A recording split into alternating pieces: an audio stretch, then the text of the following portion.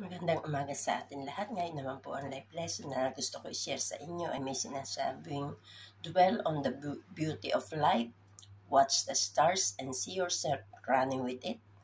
Think constantly on the changes of the elements into each other, for such thought was away the dust of earth life.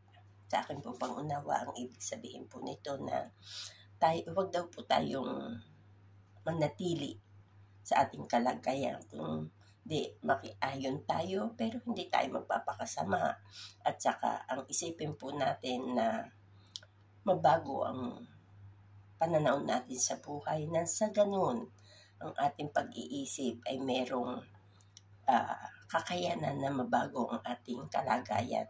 At ang sabi nga po doon na tayo ay babalik din sa lupa, sa abo tayo nang galing, sa abo din tayo magtatapos. Kaya yan, sa ganun lang po ay kailangan magpatuloy lang ang buhay at palaging isipin na there's a better tomorrow.